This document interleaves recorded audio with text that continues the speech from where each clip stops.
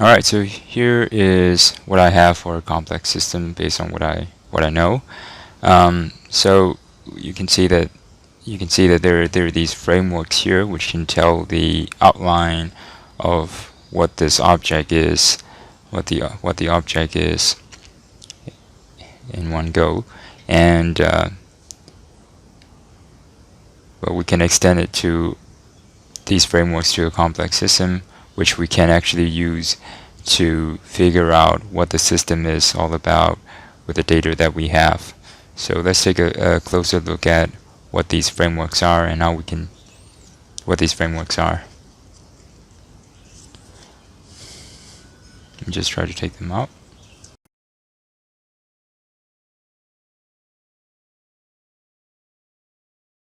Alright, so we've got our first framework, which is the Donella Meadows leverage points, and the next one is, of course, we've got our design thinking framework, which we can use to design products in our complex system. And this one, let's see what we have. So we've got our knowledge diagram here, which we can use to navigate how to construct our knowledges within a complex system. And then this one is the engineering complexity navigation diagram, which we can use to navigate efficiently within a complex system. Of course, we have our Kinefin framework as well, which we can just use to figure out where the system lies with the data that we have, whether it's a complex system or a simple order system.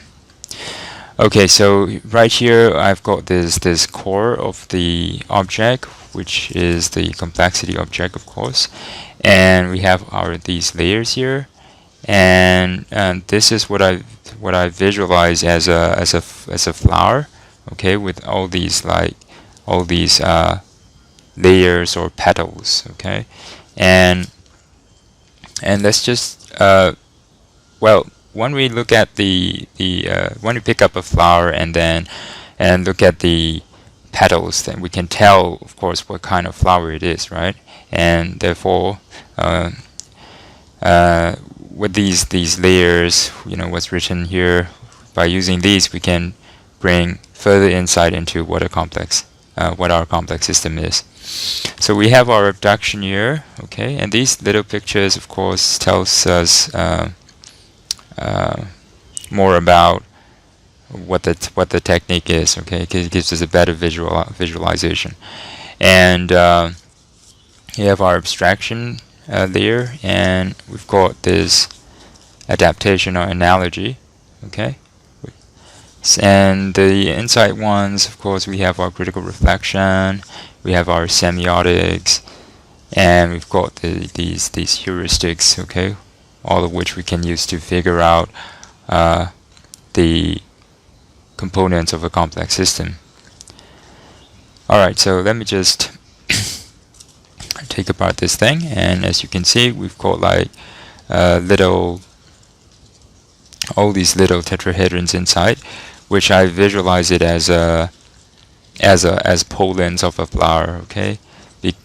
Flowers, of course, use pollens to communicate with other flowers or other systems. So these represents the relationship building blocks of a complex system. Alright, so I'm just gonna open these things up, and here, as you can see, we have got our first component, which is the interdependence, and the next one, we have our networking and diverse systems. So these things, of course, they're kind of related to each other, and they kind of fall under the category of cybernetics, which actually, of course, tells us that one block of object is actually another block of a bigger system. And here we've got our feedback loops, the positive, negative, and buffer loops. So, of course, the natural system, the natural environment, of course, have all these like positive loops and negative loops. And the next one, we've got our cultures and emotions. Of course, like this is pretty much important because even though we're dealing with systems, of course, we're dealing with people as well, right? Of course, all these like networking and diversity. So we really need to. I mean, this component here is pretty much important within a complex system. And the last one is our sustainability, and we have our triple bottom line diagrams here, and the reduce, reuse, recycle, and the product service systems, which we can, which are of course the components of a complex system. All right, so all these things made up the complex system that I have here. Thank you.